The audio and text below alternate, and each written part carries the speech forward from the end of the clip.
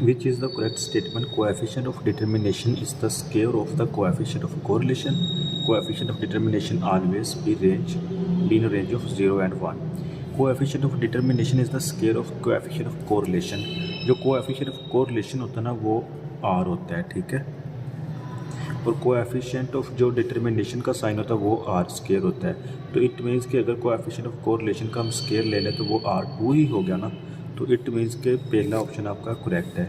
दूसरा, coefficient of determination always be in range of 0 and 1 + 1.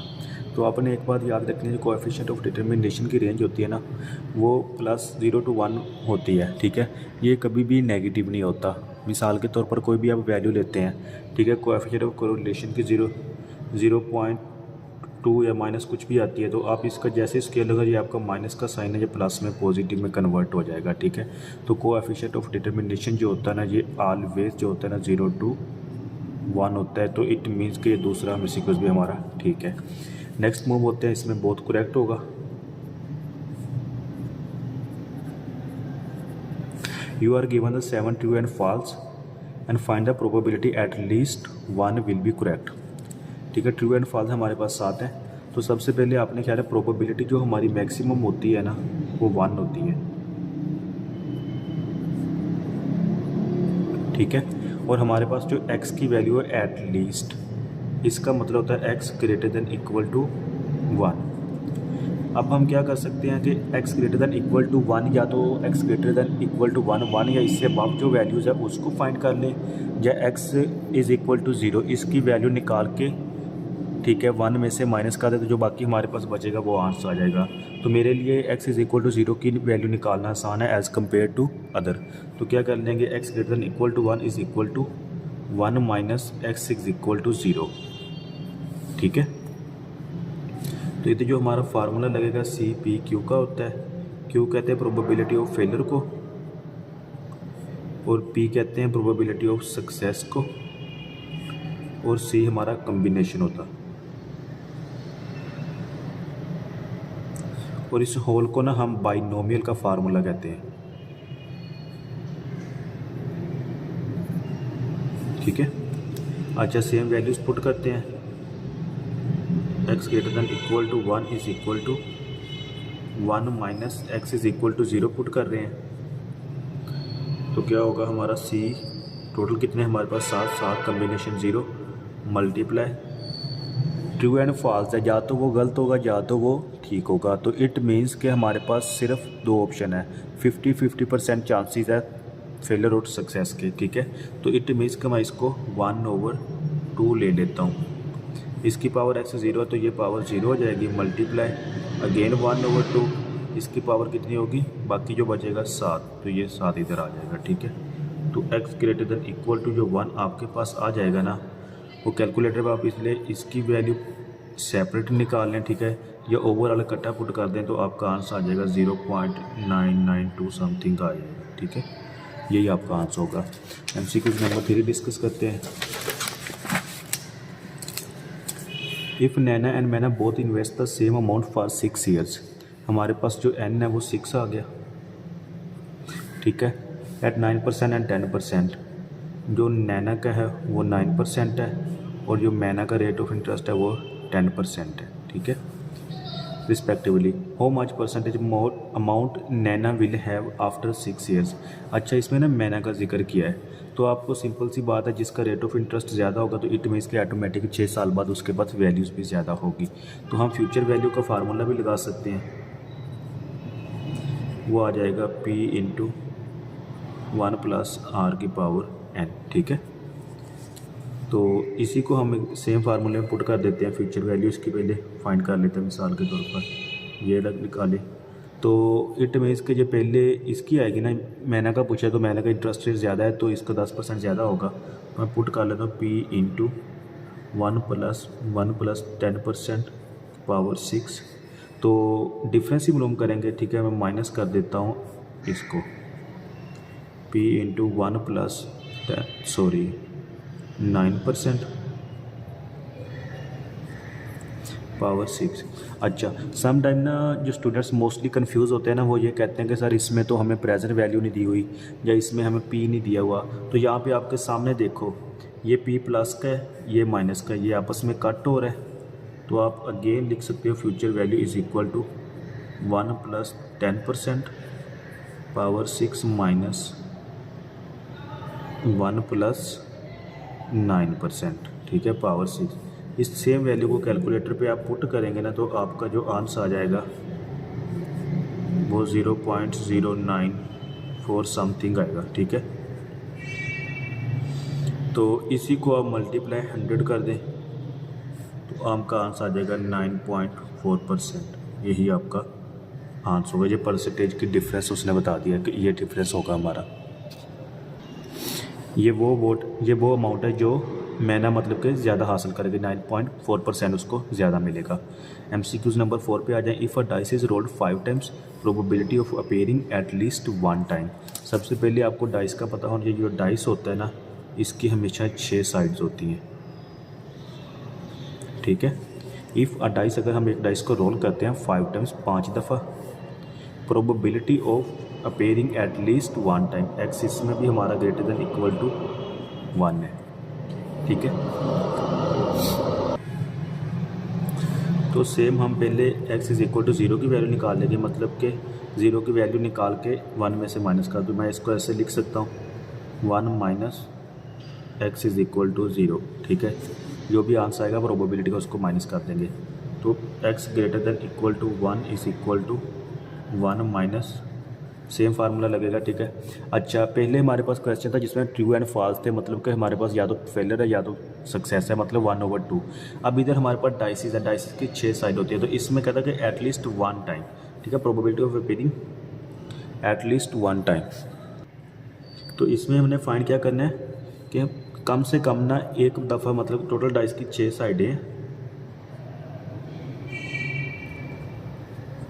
तो उसमें वो बता रहा है कि कम से कम ना एक दफ़ा 3 आ जाए। तो मैं लिख सकता हूँ कि टोटल 6 में से एक दफ़ा 3 आ जाए, तो मतलब 1/6।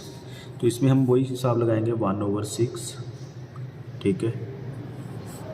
अच्छा, इसमें ना कम्बिनेशन जो मतलब कि 0 का कम्बिनेशन बेस पे आ जाएगा 0। तो जो भी वैल्यू हो, मतलब 5 कम्बिनेशन 0, 10 कम्बिनेशन 0, 20 कम्बिनेशन 0, तो उसकी जो वैल्यू होती है ना 1 होती है, ठीक है।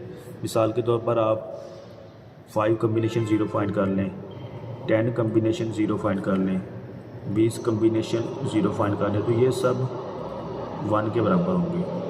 तो वैसे इधर बनता है कि टोटल हमारे पास 5 डाइस है, 5 कम्बिनेशन 0 मतलब 1 की वैल्यू होगी, लेकिन मैंने शॉर्ट किया है, तो आप ये भी याद रखिएगा 1/6। अच्छा, x हमारा 0 था, तो बाकी कितनी 5 वैल्यू रहेगी, तो मैं यहाँ पे 5 पुट कर लूँगा। तो x greater than equal to हमारे पास आ जाएगा 1 माइनस 1/6 की वैल्यू कैलकुलेटर पे पुट करके निकाल लेते हैं। ये सेम वैल्यू मैंने कैलकुलेटर पे पुट किया, ठीक है। 5 कम्बिनेशन 0 इधर मैंने पुट कर लिया, ठीक है। मल्टीप्लाई 1/6 की पावर 0 मल्टीप्लाई 1/6 की power 5। MCQ number 4, if a dice is rolled 5 times then the probability of appearing 3 at least 1 time. At least मतलब x greater than equal to 1 आ गया, ठीक है। और हमारे पास डाइस है, डाइस की 6 साइड्स होती हैं। तो इसमें बता रहा है कि सिर्फ एटलीस्ट कम से कम x greater than equal to 1, मतलब कि एक दफ़ा 1/6 आ रहा है। मतलब इसका ये हुआ कि 6 साइडों में से एक दफ़ा 3 आता है। तो इसका मतलब क्या हुआ कि एक 1/6। टोटल कितनी साइड हैं? 6 साइड है, 1 2 3 4 5 6। इसमें से वो हम उसको रोल करते हैं तो पहली दफ़ा देखते हैं कि उसमें से 3 अपीयर होता है, तो बाकी 5 निकल के तो हम लिख सकते हैं 1/6, ठीक है। अब ये प्रोबेबिलिटी ऑफ सक्सेस हो गई है, लेकिन एट द सेम टाइम आप दूसरे पॉइंट पे देखें, जब एक निकल गया तो 1/6 तो सक्सेस होगी, बाकी पीछे के रह गए हैं 5। तो मैं लिख सकता हूँ कि 5/6 जो बाकी रहते हैं, ठीक है। एक तो ये होगा कि जो हमारी प्रोबेबिलिटी ऑफ 3 उसने बता दिया है, तो बाकी जो नहीं आएंगे वो हम खुद फाइंड करेंगे ना। तो बाकी जो हमारे पास बच जाएगा प्रोबेबिलिटी, हमारे पास जो फेलर होगी ना वो 5/6 होगी, और जो हमारा पी होगा वो 1/6 6 होगा। तो सेम हम इसको इसमें क्वेश्चन में पुट करेंगे, लेकिन उससे पहले ये देखेंगे x greater than equal to 1 है, तो इसका मतलब ये है कि 1 या 1 से ऊपर। तो 1 या 1 से ऊपर हम इसकी 5 तक की वैल्यूज़ या तो निकाल लें, ठीक है, 5 टाइम जिसने बताया है। लेकिन दूसरी तरफ ये है कि अगर हम x इज़ इक्वल टू 0 की वैल्यू निकाल लेना तो उसको 1 में से माइनस कर दें, देन आल्सो हमारा सेम आंसर आ जाएगा, सही है। लेकिन उसकी वजह क्या है, क्योंकि x इज़ इक्वल टू 0 की वैल्यू निकालना आसान है एज़ कम्पेयर टू 1 2 3 4 5 इनको सेपरेट करके इनकी वैल्यू निकालें, ये थोड़ा मुश्किल हो जाएगा। और मैक्सिमम प्रोबेबिलिटी जो होती है ना, उसमें से हम 0 की वैल्यू को माइनस कर देंगे। प्रोबेबिलिटी जो मैक्सिमम होती है वो 1 होती है, ये MCQs के तौर पर भी याद रखिएगा, ठीक है। तो मैं इसको ऐसे लिख सकता हूँ 1 minus x is equal to 0, मतलब x की मैं वैल्यू पुट कर देता हूँ 0 जो है x इज़ इक्वल 1 हो जाएगा। 1 माइनस हमारे पास टोटल 5 है, 5 कम्बिनेशन हमने x कितना लिया है 0 मल्टीप्लाई 1/6 हमारा p है, ठीक है। ये कितना 0 मल्टीप्लाई, अब एक तो इधर निकल गया, पीछे कितने रह जाएंगे 5, तो 5/6 की पावर कितनी आ जाएगी 5, ये वैसे आ जाएगा, ठीक है। इन सेम वैल्यूज़ को आप कैलकुलेटर पे पुट करें, तो ये मैंने ऑलरेडी पुट की हुई हैं, ठीक है। ये आप देखें 0.4018 आ रहा है, 1 माइनस 0.4018, ठीक है। उसके बाद 1 माइनस आंस कर दें, ठीक है। तो ये हम आपका आंसर है 0.5981, 0.5981 ये आपका आंसर आ जाएगा। बहुत आसान MCQs है, इसको मिस ना करें, पेपर के पॉइंट ऑफ व्यू से बहुत इंपॉर्टेंट MCQs है। चलिए नेक्स्ट MCQ की तरफ मूव होते हैं। MCQ number 5, which is the correct, ठीक है। In less pair index the denominator does not change from year two year, क्योंकि जो लेस पेयर होता है ना, ये बेस ईयर पे डिपेंड करता है, ठीक है। और हमारा जो बेस ईयर होता है वो फिक्स होता है, तो ये कभी भी चेंज नहीं होता। तो इट मीन्स कि जो पहला आंसर इसका करेक्ट होगा, ठीक है। इन पास्चर प्राइस में क्या होता है, in Paasche price index the denominator has to be recalculated every year to make the account of the most recent quantities consumed. जो हमारा पास्चर क्वान्टिटी होता है ना, इसमें जो हमारा नीचे वाला ईयर होता है, ठीक है, वो प्रीसीडिंग होता है। प्रीसीडिंग का मतलब ये होता है कि जो हमारा करंट ईयर है ना, उससे 1 साल कम, तो मतलब वो हर साल रिकैलकुलेट किया जाता है। जब ये वर्ड्स आपने देखने तो इट मीन्स कि हमारा दूसरा भी करेक्ट है, इसमें हमारा जो है ना बहुत करेक्ट आएंगे, ठीक है। वैसे इस MCQs को एक्सप्लेन करने की इतनी खास ज़रूरत भी नहीं है कि मैं इतना डिटेल से जाऊँ। ये थ्योरी टाइप होता है, ये थ्योरी आप मोस्टली ना बुक से पढ़ सकते हैं। मेरे जो असाइनमेंट को बताने का मकसद ये है कि आपको कंसेप्ट दिया जाए, कंसेप्चुअल क्वेश्चन आपको समझाए जाए, ठीक है। MCQs नंबर 6 की तरफ आते हैं। Starting salaries given, find the median and mode. Median क्या होता है, मीडियन कहते हैं वस्तानियों को। आसान भी है, पहले इसको ना आप रीअरेंज कर लें, ठीक है, असेंडिंग ऑर्डर में कर लें। असेंडिंग ऑर्डर होता है 0 to मतलब 1 2 3 4, मतलब कि नीचे से तरतीब ऊपर जाती है, ठीक है। सबसे पहले इसमें छोटा हिस्सा कौन सा है 63 है। ये सब में तकरीबन 3 सिफर है, तो अपना टाइम शॉर्ट होने की वजह 3 सिफर को कट ही कर लें, थोड़ा कैलकुलेट करने में आसानी रहेगी, ठीक है। अच्छा 63 है, फिर 63 है, देन 70 है, ठीक है। उसके बाद 72 है, फिर 75 है, 78 है, 78 सॉरी 63 के बाद एक 68 है। तो हमारे पास टोटल कितनी वैल्यूज होगी 1 2 3 4 5 6 हो गई हैं टोटल। 1 2 3 4 5 6 7 सॉरी रीअरेंज में थोड़ी मिस्टेक हो गई थी। अच्छा हमारे पास जो टोटल वैल्यूज़ है ना 1 2 3 4 5 6 7 और 8 वैल्यूज़ है। जब भी आप मीडियन फाइंड करें तो आपने हमेशा वस्तानिया लेना होता है। वस्तानिया मतलब जो सेंटर में बचता है, तो पहले 2 इधर से कट कर दें, ठीक है। ये आसान वे में मैं आपको बता रहा हूँ, वैसे इसके और भी कंसेप्ट कम्प्लेक्स भी है, लेकिन आपको इतनी डिटेल में जाने की ज़रूरत नहीं है। जस्ट MCQs के पॉइंट ऑफ व्यू से देखें, उसके मज़ीद इससे एक निकाल दें।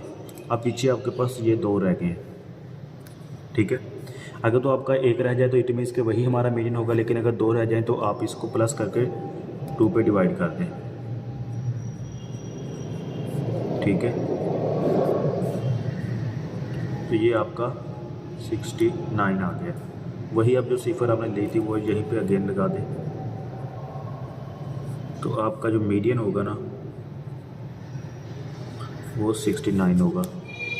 इसके बाद जो मोड है, मोड की अगर डेफिनेशन देखो, मोड कहते हैं फ्रीक्वेंट अकरिंग, जो बार बार आए, वो मोड ज़्यादा से ज़्यादा आए। एमसीक्यूज़ अगर आपको मोड फाइंड करना हो तो आपने ये देखना है कि वैल्यूज़ जो सबसे ज़्यादा कौन सी आई हैं।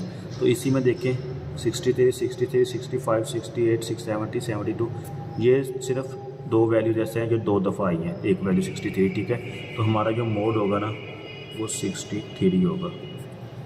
इंशाल्लाह नेक्स्ट वीडियो में मिलते हैं। 1 to 6 MCQ क्लियर हो गया और नेक्स्ट इंशाल्लाह मज़ीद आपको आगे वाली असाइनमेंट 7 MCQ से शुरू करेंगे। अल्लाह हाफिज़।